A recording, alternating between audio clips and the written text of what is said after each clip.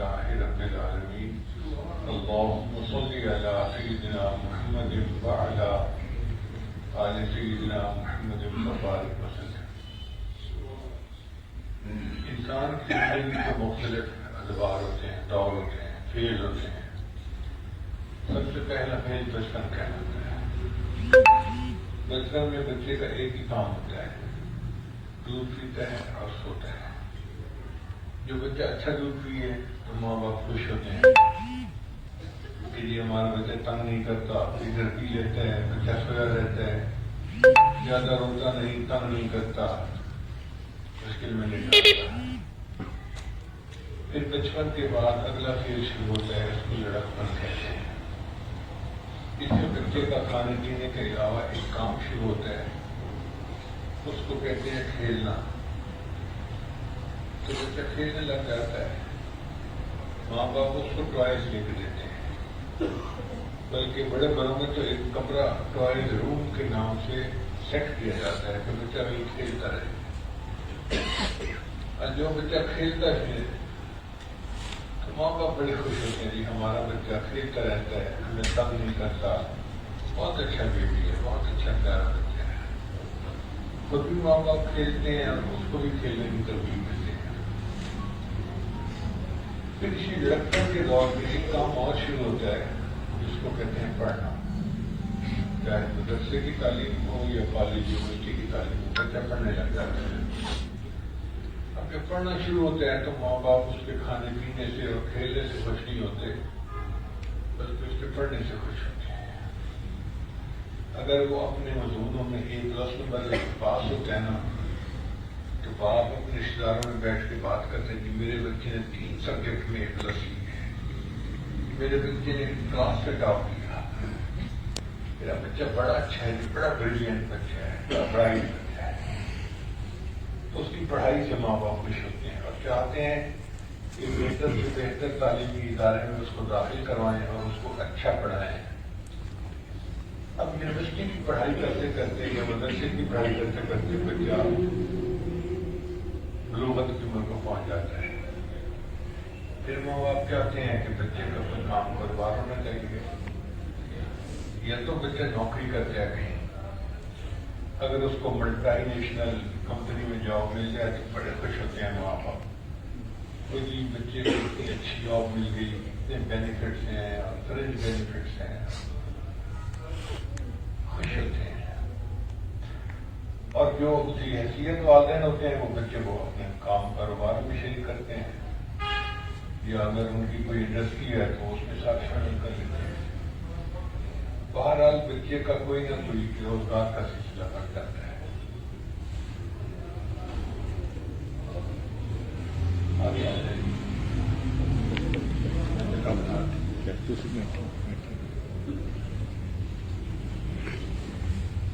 جب بچے کا روزگار کا سلسلہ بن جاتا ہے نا، تو اب اس بچے کو زندگی میں ایک خلا محسوس ہوتا ہے، ایک ویکیوم محسوس ہوتا ہے۔ اس کا دل چاہتا ہے کہ کوئی اس کا ہم سفر ہو، اس کے ساتھ ہی اپنے دل کا غم کھولے، اس سے دل کی باتیں چھیڑے۔ شریعت نے اس کے لیے ایک بہترین راستہ متعین کیا، اس کو نکاح کہتے ہیں، کہ اب بچے کی شادی کرنا۔ چنانچہ سنن ترمذی کی روایت ہے کہ 4 باتیں سنن المرسلین میں سے ہیں، 4 باتیں ایسی ہیں کہ سب رسولوں کی سنت ہے، ایک کی نہیں، سب رسولوں کی سنت ہے۔ ان میں سے پہلی بات الحیا۔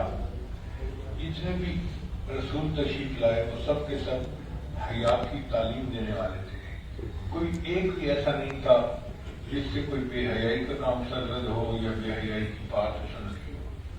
سارے رسول اس بات پہ متفق تھے اور انہوں نے حیا والی زندگی گزاری۔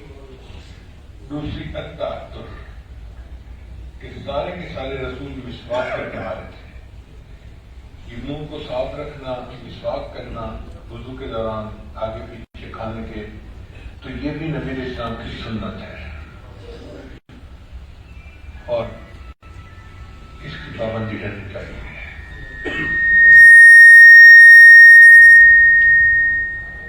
پھر تیسرا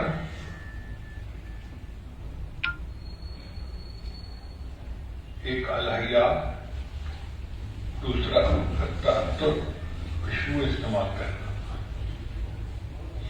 رسول خوشبو استعمال کرتے تھے. خوشبو کا استعمال کرنا مومن کا ایک اچھا ذوق ہوتا ہے. اس لیے اللہ نے فرمایا خذوا زینتکم عند کل مسجد، جب تم مسجد میں جاؤ تو زینت اختیار کرو. زینت اختیار کرنے سے مراد خوشبو لگاؤ، صاف ستھرے کپڑے پہنو.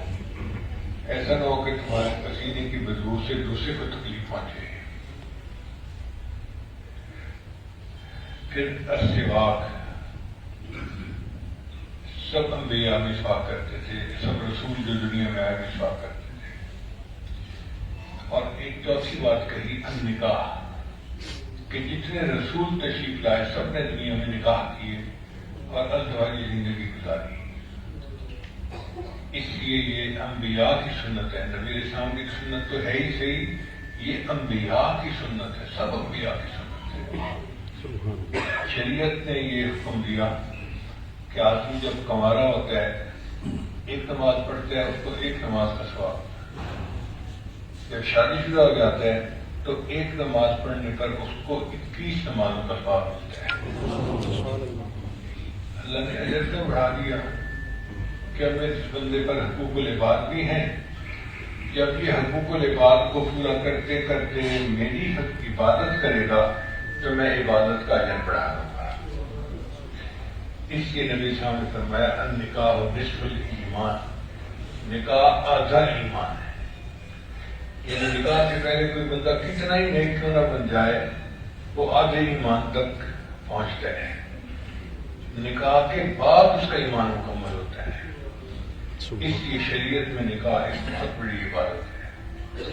یہ اصول یاد رکھیں کہ جہاں نکاح آسان ہوگا وہاں زنا مشکل ہوگا، اور جہاں نکاح مشکل ہوگا وہاں زنا آسان ہوگا. اس لیے نکاح کو سنت کے مطابق آسان طریقے سے کرنا چاہیے تاکہ نوجوان گناہوں سے بچ کے زندگی گزاریں. اب نبی علیہ السلام نے ہمیں اکیلا نہیں چھوڑا، آگے بھی گائیڈ کیا. فرمایا کہ لوگ اپنی بیویوں کو پسند کرتے ہیں چار میں سے ایک وجہ سے. پہلی وجہ خوبصورتی.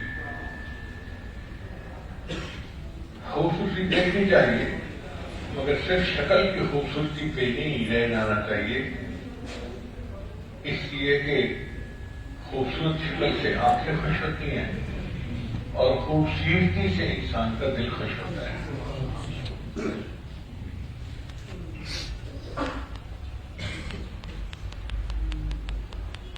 حسن صورت کے اندر روزہ، حسن سیرت مستقل. حسن صورت کے اندر روزہ، حسن سیرت مستقل. اس سے خوش ہوتی ہیں آنکھیں، اس سے خوش ہوتا ہے دل. تو خوبصورتی سے دل خوش ہوتا ہے. تو شریعت نے کہا کہ تم اپنے لیے رشتہ تلاش کرو تو خوبصورتی کو دیکھو، لیکن صرف خوبصورتی بھی نہ مارو. آج کل کے کچھ نوجوان غلطی کرتے ہیں، کوئی شکل پسند آ گئی، ماں باپ کہتے ہیں بس اسی سے شادی کرنی ہے. بیٹا وہ لکھی پڑھی نہیں ہے، امی کوئی بات نہیں. بیٹا وہ دیندار بھی نہیں ہے، امی کوئی بات نہیں. بیٹا وہ کام کاج بھی نہیں کرتی، کوئی بات نہیں. باقی سب چیزوں کو اگنور کر دیتے ہیں. اس لیے اسٹیٹسٹک یہ بتاتی ہے کہ دنیا میں خوبصورت عورتوں کو طلاق زیادہ ہوتی ہے. جو کم خوبصورت ہوتی ہیں وہ خاندان کی خدمت کرتی ہیں، گھر سنبھالتی ہیں، اپنی عزت کی حفاظت کرتی ہیں اور ان کو زیادہ کامیابی زندگی نصیب ہوتی ہے.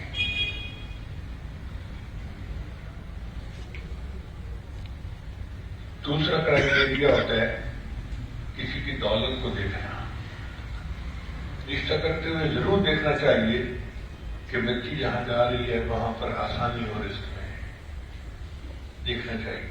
مگر صرف اسی کو پوائنٹ نہیں بنانا چاہیے کہ فلاں بندہ ملٹائی ملینئر ہے لہٰذا اس کی بیٹی سے شادی کرو.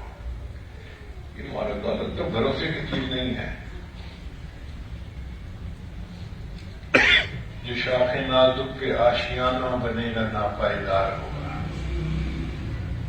اور آپ تو روز تماشے دیکھتے ہی ہیں. رات کو امیر ہوتا ہے صبح کو فقیر ہوتا ہے، رات کو وزیر ہوتا ہے صبح کو اسیر ہوتا ہے، رات کو وزیر اعظم صبح کو اسیر اعظم، رات کو صدر اور دن صبح کے وقت ملک بدر۔ اس مال کا کیا بھروسہ؟ آتی جاتی چیز ہے، ڈرتی شام ہے، تو اس پہ بھروسہ نہیں کرنا چاہیے۔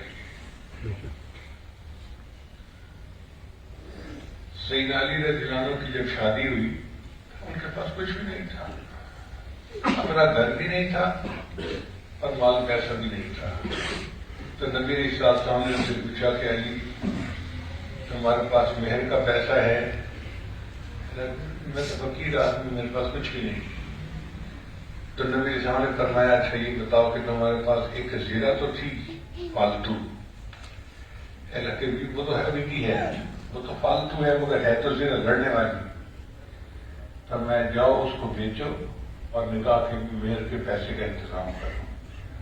تو حضرت علی عنہ نے اپنی فالتو زیرہ کو بیچ کر مہر کے پیسے کا انتظام کیا۔ اور ایک انصاری صحابی تھے، انہوں نے کہا اے اللہ کے نبی صلی اللہ علیہ وسلم ان کے پاس گھر نہیں ہے تو میرا گھر خالی ہے، یہ کچھ دن کے لیے میرے گھر میں قیام کر لیں۔ تو سیدہ فاطمہ الزہرا رضی اللہ تعالی عنہا کی رخصتی ایک کرائے کے گھر پہ جا کر مانگے ہوئے گھر پر۔ اب آپ بتائیں آج کوئی بندہ اپنی بیٹی کا رشتہ ایسے بندے سے کرے گا جس کے پاس نہ کھانے پینے کا کچھ ہو، نہ اپنا گھر ہو اور مہر کے پیسے دینے کی گنجائش بھی نہ ہو؟ تو ہم دنیا کے مال پیسے کو دیکھتے پھرتے ہیں، مگر نبی علیہ السلام جانتے تھے کہ علی السلام باب العلم ہے، اللہ نے ان کے اندر ولایت کا نور جمع کیا ہے جو پوری امت کو تقسیم ہوگا۔ تو نبی علیہ السلام نے اپنی بیٹی کا رشتہ کر دیا اور دیکھو اللہ نے کیسے کامیاب زندگی عطا فرمائی۔ تو حسن کی وجہ سے کچھ لوگ رشتہ پسند کرتے ہیں، کچھ دولت کی وجہ سے کرتے ہیں، کچھ اونچے خاندان کی وجہ سے کرتے ہیں۔ خاندان دیکھنا چاہیے، اپنے جوڑ کا ہونا چاہیے خاندان، لیکن صرف خاندان کو دیکھ کے ہی شادی کر لینا یہ کوئی اچھی چیز نہیں ہے۔ اگر لڑکی کے اپنے اخلاق اچھے نہیں ہے، بڑے اچھے خاندان کی، تو پھر اونچی دکان پھیکا پکوان وہی بڑی بات ہو گئی۔ اور چوتھا کرائیٹیریا ہوتا ہے اس بچی کی نیکی، دینداری، شرافت، یہ اصل کرائیٹیریا ہے۔ چنانچہ نبی صاحب نے فرمایا کہ تم اپنے لیے بیوی کو اس کی نیکی کی وجہ سے پسند کرو۔ الحمدللہ آج جس بچی کا نکاح ہو رہا ہے اس نے یونیورسٹی میں بھی ایم اے تک تعلیم پائی، پھر اس کے بعد اب وہ دین کی تعلیم پا رہی ہے، عالمہ بھی ہے۔ تو یہ خوش نصیبی ہے نا کہ دنیا کی بھی تعلیم ہے اور دین کی بھی تعلیم ہے، اور ایسا باپ بھی خوش نصیب ہے کہ جس کی بچی آج کے دور میں اتنی نیک اور دیندار ہے۔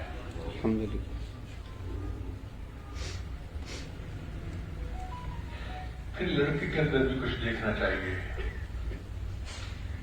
کیا دیکھنا چاہیے؟ سب سے پہلے سینس آف ریسپانسبلٹی ہونی چاہیے، یہ بہت ضروری ہے۔ کچھ لوگوں کی طبیعت ایسی ہوتی ہے کہ ان کو گھر کے کام سے کوئی تعلق نہیں ہوتا، مالی سے کام بھی بیگم کروائے، الیکٹریشین کا کام بھی بیگم کروائے، ایئر کنڈیشنر خراب ہو گیا تو بیگم الیکٹریشین کو بلا کے ٹھیک کروائے، سارے کام بیگم کے ذمہ ہیں، شاپنگ بھی بیگم کے ذمہ ہے۔ تو یہ اچھی بات نہیں ہوتی۔ جو باہر کے کام ہیں وہ مرد کرے، جو گھر کے اندر کے کام ہیں وہ عورتیں کریں۔ ریسپانسبلٹی ہونی چاہیے۔ نبی علیہ السلام اللہ کے پیغمبر ہیں اور اپنے گھر والوں کے لیے چیزیں خود اٹھا کے لے آتے تھے، کئی مرتبہ گھر کے کاموں میں خود ان کے ہاتھ اٹھاتے تھے، آٹا گوندتے تھے، اپنے جوتے کا تسمہ خود ٹھیک کرتے تھے۔ تو گھر کے کاموں میں بندے کا دلچسپی رکھنا ایک اچھی چیز ہے۔ جس کے اندر بھی سینس آف ریسپانسبلٹی ہوگی وہ چھوٹے سے گھر کے کام کو اپنا کام سمجھے گا اور کروائے گا۔ یہ نہیں ہے کہ بیگم ایک ہفتے سے کہہ رہی ہے، یاد دلا رہی ہے، اور صاحب جی کو کام یاد ہی نہیں ہے تو میں بھول گیا تھا، میں بھول گیا تھا، میں بھول گیا تھا۔ یہ غلط بات ہے، ایسا نہیں ہونا چاہیے۔ آپ دیکھیں حضرت موسیٰ علیہ السلام پیغمبر کیسے کریں، سردی میں سفر کر رہے تھے اور بیوی حاملہ تھی، تو چاہتے تھے کہ کہیں سے آگ ملے اور میری بیوی آگ سینک کے تھوڑا آرام حاصل کرے۔ ایک جگہ بیٹھے تو انہیں دور سے روشنی نظر آئی، تو بیوی کو کہا کہ آپ یہاں بیٹھے انتظار کرو، میں جا کے آگ لے آتا ہوں۔ ہاتھی کو من ہاتھ قبض او اجد علی النار خدا۔ اللہ کی شان جب آگ لینے گئے تو اللہ سے ہم کلامی نصیب ہوئی۔ اللہ نے فرمایا کہ اے میرے موسیٰ علیہ السلام، اننی انا اللہ لا الہ الا انا فاعبدنی واقم الصلاۃ لذکری۔ تو دیکھو بیوی کے لیے آگ لینے گئے تھے اور ان کو پیغمبری مل گئی، اللہ کی شان جو تھی۔ تو جس کے اندر سینس آف ریسپانسبلٹی ہوگی وہ گھر کے کاموں کو ذمہ داری سمجھے گا اپنی اور کرے گا۔ یہ مرد کے لیے عزت ہے، بے عزتی نہیں ہے کہ وہ اپنے گھر کے کام پابندی سے کروائے، ہر چیز کا خیال رکھے۔ مرد کو جو کہا گیا نا قوام ہے، تو قوام کا کیا مطلب؟ الرجال قوامون علی النساء، کہ مرد جو ہے وہ گھر کا مینیجر ہوتا ہے۔ آپ جانتے ہیں چھوٹی سی شاپ ہوتی ہے، کاروبار ہوتا ہے، تو ایک بندے کو مینیجر بنانا پڑتا ہے۔ اگر کسی کو بھی مینیجر نہ بنائیں تو پھر کام چوڑ ہو جاتا ہے۔ اگر چھوٹے چھوٹے کام میں مینیجر بنانا پڑتا ہے تو اللہ نے بھی فیصلہ دے دیا کہ مرد جو ہے وہ گھر کا مینیجر ہے۔ اب جو مینیجر ہے تو اس کو کام کرنا پڑے گا، کام کا خیال رکھنا پڑے گا، ہر چیز سیٹ کرنی پڑے گی، کمزوروں کا بھی خیال رکھنا پڑے گا اور دوسروں کا بھی۔ تو ایک تو سینس آف ریسپانسبلٹی ہونی چاہیے، اور دوسری صفت اس بچے کے اندر تھوڑا سا ٹالرنس ہونی چاہیے۔ ٹالرنس سے کیا مراد؟ ہم گھروں میں انسانوں کے ساتھ رہتے ہیں، فرشتوں کے ساتھ نہیں رہتے ہیں۔ تو جہاں انسان بستے ہیں وہاں تھوڑی اونچ نیچ ہو جاتی ہے۔ آج طبیعت خامد کی کیسی ہے، کل بیوی کی کیسی ہے، آج یہ غصے میں ہے، کل وہ غصے میں ہے، آج یہ غمزدہ ہے، کل وہ غمزدہ ہے، تو اونچ نیچ ہو جاتی ہے۔ اس میں پھر دل بڑا کرنا پڑتا ہے۔ جس بندے کا دل چھوٹا ہو، چھوٹی چھوٹی بات پہ ناراض ہونا شروع کر دے اور غصہ کرنا شروع کر دے اور تنقید کرنی شروع کر دے تو زندگی عذاب بن جاتی ہے۔ اس لیے اچھا مرد وہ ہوتا ہے جو گھر کے معاملے میں ٹالرنس سے کام دے، تحمل مزاجی ہونی چاہیے۔ اس کو کہتے ہیں فوربیئرنس۔ جس کے اندر فوربیئرنس ہوگی نا، وہ چھوٹی چھوٹی باتوں پہ انسٹنٹینیس ریئیکٹ نہیں کرے گا، دیکھے گا، سوچے گا، سمجھے گا، پھر سوچ سمجھ کے کوئی قدم اٹھائے گا۔ تحمل مزاجی کا ہونا انتہائی ضروری ہے۔ دیکھیں آج انڈسٹریل زمانہ ہے، مشینیں بنتی ہیں، تو مشین کیسے بنتی ہے؟ ہر پرزے کے اندر کلیئرنس رکھی جاتی ہے۔ اگر شافٹ کا سائز اتنا ہے تو بیرنگ کا سائز اتنا ہوگا۔ بیرنگ کے سائز میں اور شافٹ کے سائز میں کچھ کلیئرنس ہوتی ہے، چند تھاؤزینڈ کی، پتہ نہیں چلتا لیکن ہوتی ہے۔ اگر کلیئرنس 0 ہو جائے تو مشین فٹ ہی نہیں ہو سکتی، چل ہی نہیں سکتی۔ جس طرح مشینی میدان میں کلیئرنس 0 ہونے سے مشین جام ہو جاتی ہے، چل ہی نہیں سکتی، اسی طرح ازدواجی زندگی گاڑی کا بھی نام ہے۔ اگر خامد اتنا ٹائٹ اور سخت بن جائے کہ ہر چھوٹی چھوٹی بات سے تنقید کرے اور یہ کرے اور ٹالرنس 0 ہو جائے تو پھر ازدواجی زندگی کی گاڑی آگے نہیں چلے۔ اس لیے کلیئرنس اور ٹالرنس ہونی ضروری ہے اچھی ازدواجی زندگی گزارنے کے لیے۔ بہت سارے واقعات ہیں جو نبی علیہ السلام کے اس بارے میں بتائے جا سکتے ہیں۔ نبی علیہ السلام کی 2 بیویاں تھیں، ایک نے ایک دن کوئی سویٹ ڈش بنا لی، سمجھانے کے لیے کہہ رہا کھانا بنا لیا، اور ان کا دل چاہا کہ میں نبی علیہ السلام کو یہ کھانا کھلاؤں، کتنا مزے کا بنائے۔ نبی علیہ السلام کی باری دوسری بیوی کے گھر تھی اور نبی صاحب وہاں تھے، تو انہوں نے ایک مٹی کا پیالہ لیا اور اس مٹی کے پیالے میں وہ جو کچھ سویٹ ڈش بنائی تھی وہ ڈال کے تو ادھر بھجوا دی. اب جو خاتمہ تھی، میں مثال دے رہا ہوں، خاتمہ تھی وہ لے کے گئی، اس نے نبی اسلام کو کھانا پیش کیا. اب جو بی بی صاحبہ وہاں تھی، عمر المومنین وہاں تھی، ان کو غصہ آیا، بھائی جب باری میری ہے تو کھانا بھی میں پکا کے کھلاؤں گی، ان کو بھیجنے کی کیا ضرورت ہے. چنانچہ انہوں نے کھانا لینا چاہا تو جیسے بندہ ہوتا ہے نا بے دلی سے کھانا لیتا ہے، تو انہوں نے بے دلی سے کھانا پکڑنا چاہا اور پیالہ جو تھا وہ نیچے زمین پہ گر کے ٹوٹ گیا. اب ہم ہوتے تو طوفان کھڑا ہو جاتا، اے بدتمیز، عقل کی اندھی، تو کیسی ہے، تو دھیان نہیں کرتی، تو یہ نہیں کرتی، تو یہ سیٹ کرتا ہوں میں، یہ کرتا ہوں، وہاں پتہ نہیں کیا کیا بول دیتے ہیں. حدیث پاک میں آتے ہیں نبی سامنے کچھ بات نہیں کی. اندر گئے، ایک برتن لیا اور اس برتن نے آ کے وہ کھانا جو تھا وہ اٹھا کے ڈال لیا اور اس بندے کو کہا غارت امو کے، تمہاری ماں کو غیرت آ گئی تھی. کتنی چیز ہے نا، سوکنے ہیں تو غیرت تو آتی ہے. تو اتنی سی بات کر کے نبی سامنے معاملے کو سمیٹ دیا. اس سے پتہ چلتا ہے کہ اللہ کے حبیب صلی اللہ علیہ وسلم بہت ٹالرنس والے تھے.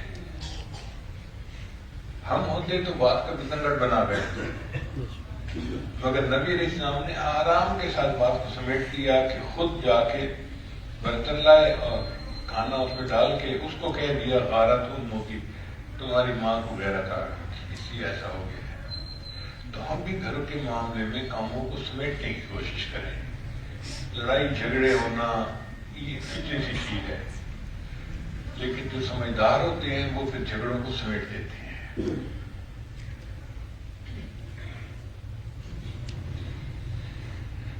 انگریزی میں کہتے ہیں to run a big show one should have a big heart. بڑا کام کرنے کے لیے بندے کو پھر دل بھی بڑا کرنا پڑتا ہے. تو ازدواجی زندگی میں خامد کو بڑا دل رکھنا پڑتا ہے. ماشاءاللہ عبداللہ میاں بھی قریب بیٹھے ہیں، امیدہ سن رہے ہوں گے میری بات، کہ ان کو دل بڑا کرنا پڑے گا. چھوٹی چھوٹی بات سے ٹوک ٹوکائی کرنا، روک ٹوک کرنا، نکتہ چینیاں کرنا یہ اچھا نہیں.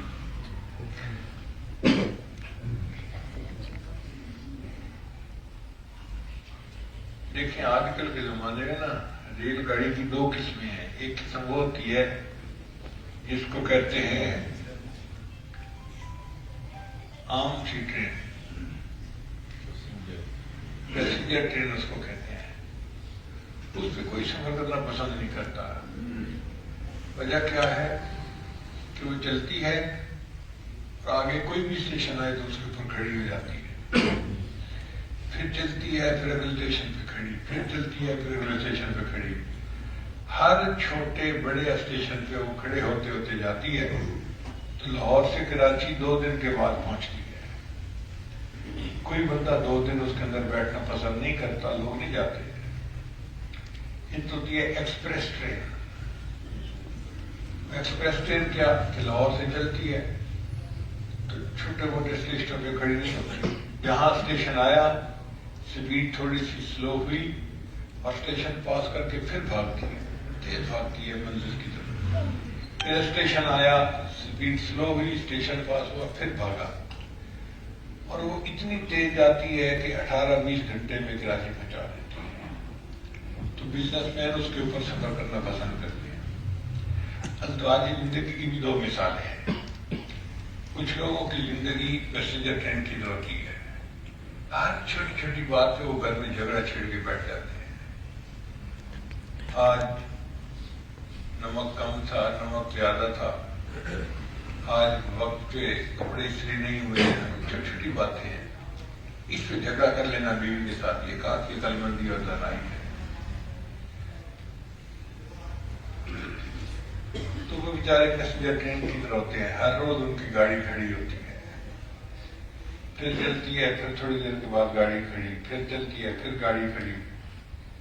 ان کی ازدواجی زندگی ناکام ہوتی ہے. اور کچھ لوگ ہوتے ہیں ایکسپریس ٹرین کی طرح، اپنے مقصد کو سامنے رکھ کے زندگی گزارتے ہیں. کوئی چھوٹی موٹی مس انڈرسٹینڈنگ ہو بھی جائے تو اس کو جلدی رفع دفع کر لیتے ہیں اور پھر تیزی سے اپنا سفر شروع کر دیتے ہیں. پھر ختم ہو جاتی ہے، پھر کوئی ہو گئی، پھر ختم کر کے پھر شروع کر دی. تو ایسے لوگ جو ہے کامیاب ہوتے ہیں. ہر انسان کی زندگی میں پریشانیاں مصیبتیں آتی ہیں، یہ ہر میاں بیوی کو سہنی پڑتی ہیں.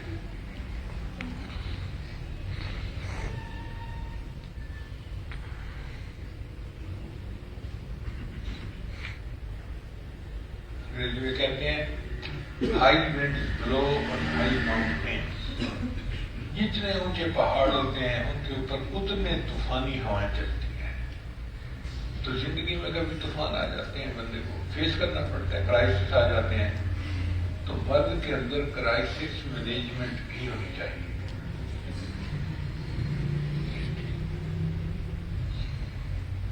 ہمارے ایک دوست تھے، جب ڈھاکہ فال ہوا تو ان کا ڈھاکہ میں اتنا بڑا کاروبار تھا کہ ان کے کئی 100 پیٹرول پمپ تھے. کئی 100 پیٹرول پمپ تھے ان کے یعنی مشرقی پاکستان میں. بڑا کاروبار تھا. ان کا ایک چیف اکاؤنٹنٹ تھا، وہ ان کے 50 لاکھ روپیہ لے کے بھاگ گیا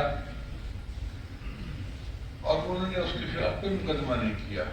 کہنے لگے کوئی بات نہیں، میں اسے معاف کرتا ہوں. اللہ کی شان کے شوروں کو مور پڑتے ہیں. تو اس اکاؤنٹنٹ کو آگے اسی طرح کسی نے ہتھیا لیا. تو وہ 8 مہینے کے بعد اکاؤنٹنٹ آیا، تو جی مجھ سے غلطی ہو گئی، میں معافی مانگتا ہوں، میں قوم پکڑتا ہوں. انہوں نے 50 لاکھ معاف بھی کر دیا اور نوکری پہ بھی بحال کر دیا. اتنا اللہ نے ان کو دیا تھا. اور جب ڈھاکہ فال ہوا تو وہ وہاں سے کراچی فلائٹ پر آئے اس حال میں کہ بیوی کے سر پہ سر پڑتا تھا، کچھ نہیں تھا. اب یہاں آ کے وہ اپنے بھائی کے گھر کراچی میں رہے. یہ حقیقی واقعہ میں سنا رہا ہوں. وہ کہتے ہیں کہ میں اتنا ڈپریشن میں تھا کہ بتا نہیں سکتا. ایکیوٹ ڈپریشن کی کنڈیشن. میرا دل چاہتا تھا خودکشی کر لوں، مر جاؤں.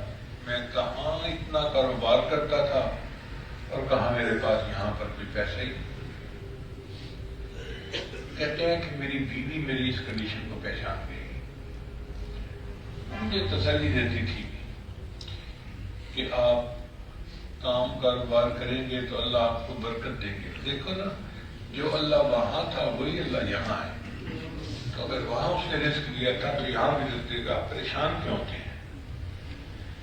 اور کھانے کے ٹیبل پہ بیٹھ کے بیوی کہتی میں پریشان زیادہ ہو گئی ہوں اور میرے ہسبینڈ تو بالکل پریشان نہیں ہے.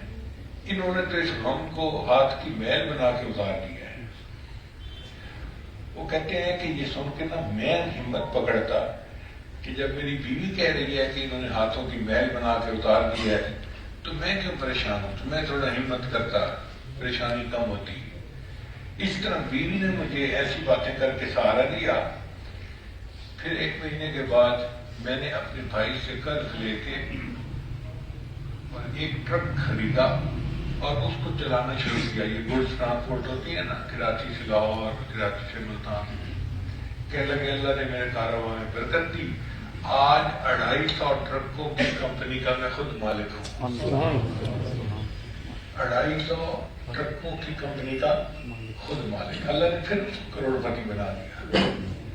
تو زندگی میں کرائسس آ جاتے ہیں، مگر میاں بیوی اگر مل کے محبت پیار کے ساتھ رہیں تو پھر یہ طوفان ٹل جاتے ہیں، پھر اچھے دن آ جاتے ہیں.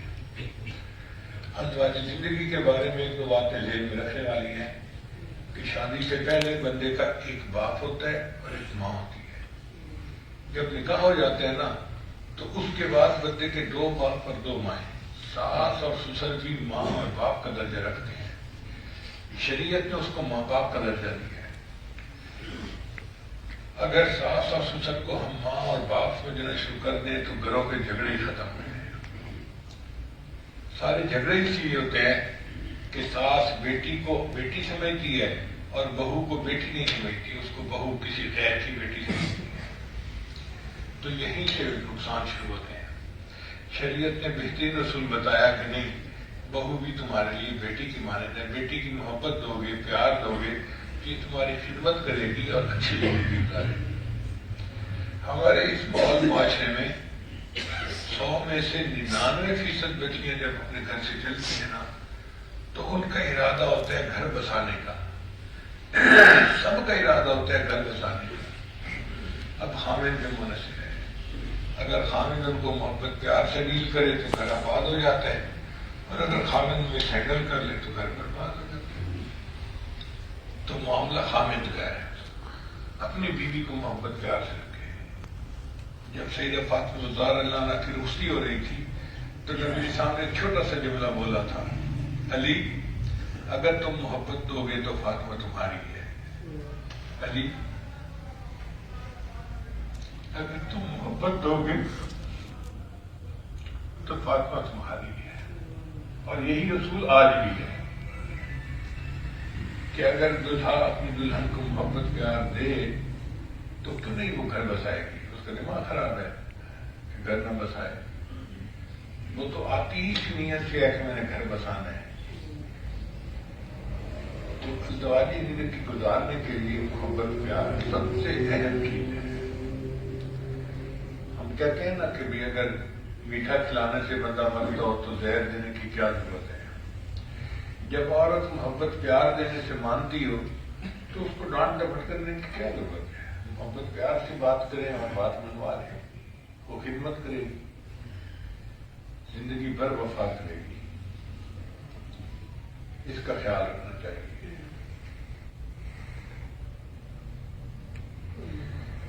اور میاں بیوی اس وجہ سے بھی چھڑتے ہیں کہ لڑکی کہتی ہے جی کہ یہ میرے بیکوں کا خیال نہیں رکھتا، میرا خامن ہے، اور خامن کہتا ہے کہ یہ میری والدہ کا خیال نہیں رکھتی، میری بہن کا خیال نہیں رکھتی۔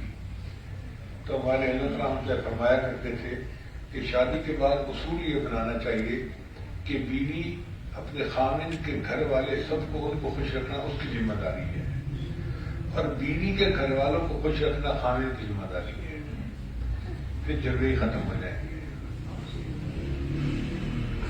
تو بہرحال جیسا بھی ہے، میاں بیوی محبت پیار کی زندگی گزاریں۔ یہ محبت پیار سے رہنا اللہ کو اتنا پسند ہے کہ نبی اسلام نے ارشاد فرمایا جب کوئی خامن اپنی بیوی کو دیکھ کر مسکراتا ہے اور بیوی اپنے خامن کو دیکھ کر مسکراتی ہے، اللہ تعالیٰ ان دونوں کو دیکھ کر مسکراتا ہے۔ اب بتائیے اللہ تعالیٰ کو راضی کرنے کا اس سے اور اچھا طریقہ کیا ہو سکتا ہے؟ اس لیے نبی صاحب نے فرمایا خیرکم خیرکم لأہلہ، تم میں سے سب سے بہتر وہ ہے جو اپنے گھر والوں کے لیے، بیوی کے لیے بہتر ہے۔ یعنی بندے کی اچھائی کا اندازہ اس کے دوستوں سے نہیں لگائیں گے، اس کے کاروبار سے نہیں لگائیں گے، اس کے اس بات سے لگائیں گے کہ گھر والوں کے ساتھ کتنا اچھے اخلاق کی زندگی گزار رہا ہے، کتنا محبت پیار کی زندگی گزار رہا ہے۔ اس کی شریعت نے لو میرج کا حکم دیا، لو آفٹر میرج کا حکم دیا ہے کہ اب اگر نکاح ہو گیا ہے تو جتنا محبت سے رہ سکتے ہو اتنا محبت کی زندگی گزارو۔ اور کتابوں میں پڑھ کے دیکھیں ہمارے اسلاف کی زندگیوں میں ایسے واقعات سینکڑوں کی تعداد میں ہیں۔ اتنی محبت میاں بیوی میں ہوتی تھی کہ لوگ ان کی مثالیں دیا کرتے تھے۔ اور سچی بات ہے کہ جب میاں بھی نیک ہو اور بیوی بھی نیک ہو، ان کے دلوں میں اللہ محبت ڈالے۔ ان الذین آمنوا وعملوا الصالحات سیجعل لهم الرحمن ودا، اللہ فرماتے ہیں کہ رحمان ان کے دل میں محبتیں ڈال دے گا، چنانچہ وہ ایک دوسرے کی قدردانی کرتے ہیں اور نیکی کی زندگی گزارتے ہیں۔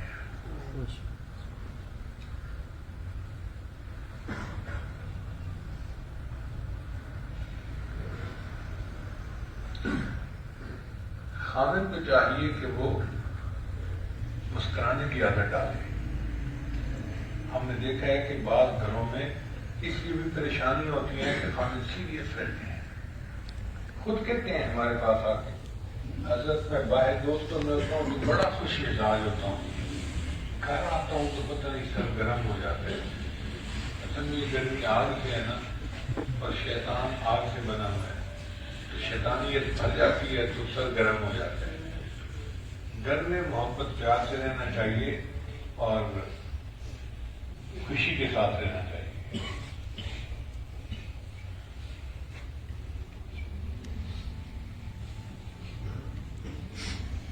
بات لمبی ہوتی جا رہی ہے، مگر چونکہ ان ٹاپک کی بات کرنے کا موقع کم آتا ہے تو اس لیے میں آج اس کو تھوڑا سا تفصیل کے ساتھ کہہ رہا ہوں. کراچی کا ایک جوڑا تھا، میں بھی دونوں واپس کٹ کر دوں. شادی کی کوئی 4-5 مہینے ہم اس نتیجے پہ پہنچے ہیں کہ ابھی تو کوئی بیبی نہیں ہوا تو ہم اپنے ماں باپ کو بتا کے تو طلاق ہو جائے، سیپریٹ ہو جائے.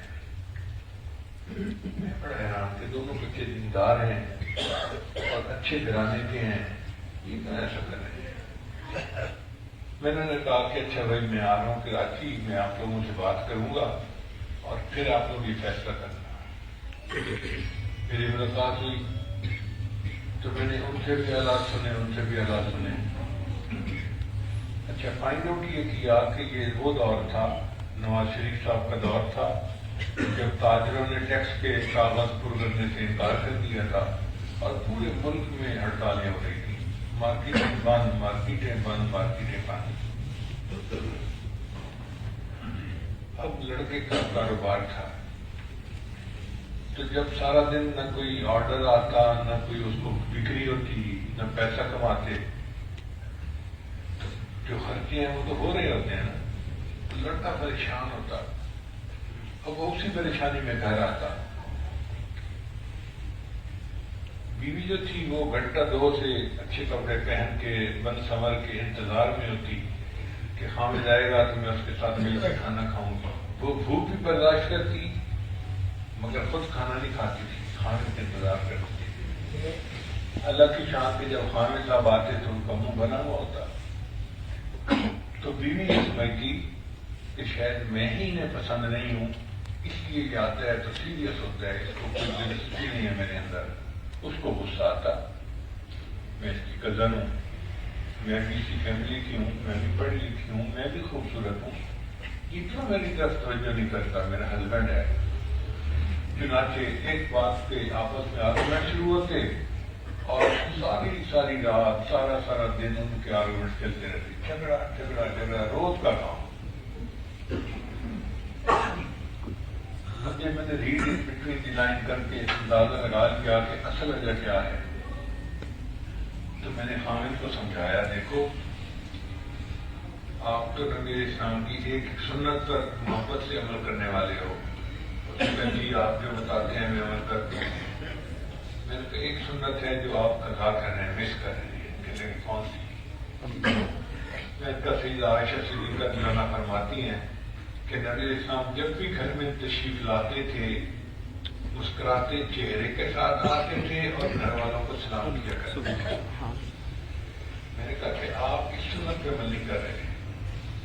کہنے کہ ہاں جی وہ کاروبار کی پریشانی میں مجھے تو یاد ہی نہیں ہوتا، میں تو بیوی کو سلام ہی نہیں کرتا. میں کہ اس کے گھر میں برکت نہیں ہے. اب آپ جو ہے نا جب گھر آؤ تو مسکرا کے بیوی کو دیکھو اور سلام کرو. کہنے ٹھیک ہے میں سنت پہ عمل کروں گا. پھر میں نے اس کی بیوی کو سمجھایا کہ دیکھو ہمارے بزرگوں کے حالات زندگی میں لکھا ہے کہ جب خامد گھر آتا تھا تو بیوی جتنے مرضی کام میں مصروف ہوتی وہ تھوڑی دیر کے لیے کام کو چھوڑ کے دروازے کی طرف جاتی تھی اور اپنے ہسبینڈ کو مسکرا کے وہاں پر استقبال کرتی تھی. تو آپ بھی ایسا کرو. بیوی نے کہا حضرت میں آپ کی بات پہ پورا عمل کروں گی. جب بھی آئیں گے مجھے پتہ تو چل جاتا ہے، گاڑی آتی ہے گراج میں کھڑی ہوتی ہے تو میں کوئی بھی کام کر رہی ہوں تو اس کو چھوڑ لوں گی اور دروازے پہ آ کے میں گھر کے اندر ان کا استقبال کروں گی. دونوں نے میرے ساتھ وعدہ کر لیا. اللہ کی شان جی کے 6 مہینے بعد پھر میرا رابطہ ہوا. خامد نے کہا کہ حضرت میں گھر میں داخل ہوتے ہی اس کو دیکھ کے مسکراتا تھا اور یہ مجھے دیکھ کے مسکراتی تھی تو ہمارے گھر میں مسکراہٹیں بھر جاتی تھی. ہمارا وقت اتنا اچھا گزرا کہ یہ 6 مہینے ہم نے ہنی مون میں گزار دیے، اور ہم سے بہتر جوڑا تو دنیا میں کوئی ہے ہی نہیں۔ ہم نے ٹوٹتے ہوئے گھر کو بچا لیا ہے، تو اگر پوری سنتوں پر عمل کریں گے تو گھر میں کتنی خوشیاں ہوں۔ اس لیے ہمیں چاہیے کہ ہم سنت کے مطابق زندگی گزاریں اور خوشیوں کا اظہار کریں۔